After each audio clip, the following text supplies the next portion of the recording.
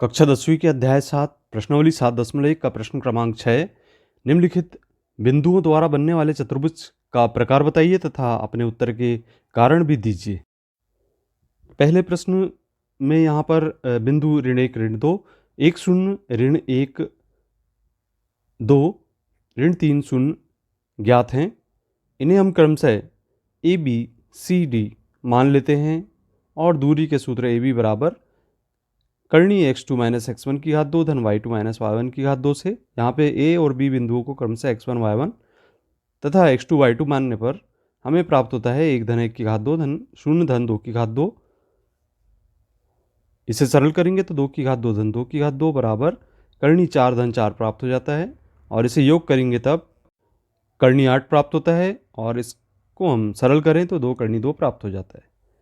8 को 4 गुणित 2 लिख सकते हैं और 4 का वर्गमूल 2 प्राप्त होता है। इसी प्रकार से बी और सी बिंदु लेने पर यहाँ पर दूरी के सूत्र से करणीय ऋण 1 ऋण की घात 2 धन 2 ऋण 0 की घात 2 लिखेंगे और इसे हम ऋण 2 की घात 2 धन 2 की घात 2 बराबर 4 धन 4 करणीय 8 बराबर 2 करणीय 2 लिखेंगे। अब हम सी डी का मान ज्ञात करेंगे। करणीय ऋण 3 धन 1 की घात 2 धन 0 ऋण 2 की घात 2, इसे सरल करने पर हमें वैसे ही 4 धन 4 बराबर करणीय 8 बराबर 2 करणीय 2 प्राप्त होता है।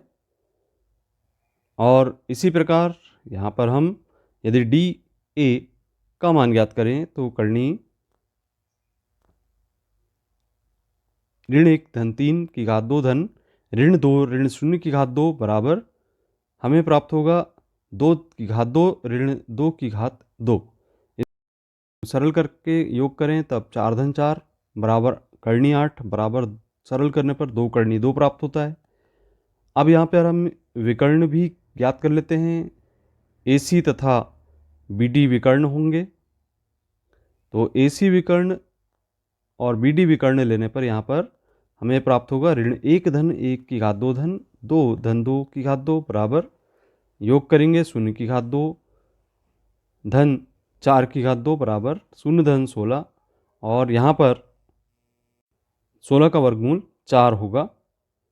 अब हम इसी प्रकार BD का मान ज्ञात करें तो ऋण 3 ऋण 1 की घात 2 0 ऋण 0 की घात 2, अतः इसे लिखेंगे ऋण 4 की घात 2 16 और 16 का वर्गमूल 4 प्राप्त होगा।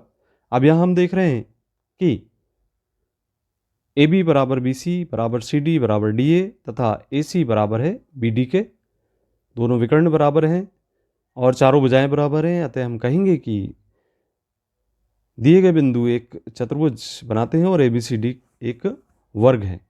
इसी प्रकार हम प्रश्न क्रमांक 2 को सरल करते हैं।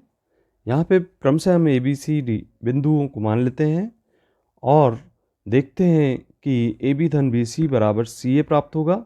बिंदु A तथा B तथा C संरेखीय होंगे। इन बिंदुओं से कोई भी चतुर्भुज नहीं बनेगा। आप इसको दूरी के सूत्र से हल करके ज्ञात कर सकते हैं। तीसरा हम मान लेते हैं कि क्रमशः बिंदु ABCD हैं और यहाँ पर AB बराबर CD और BC बराबर D है, परंतु AC बराबर नहीं है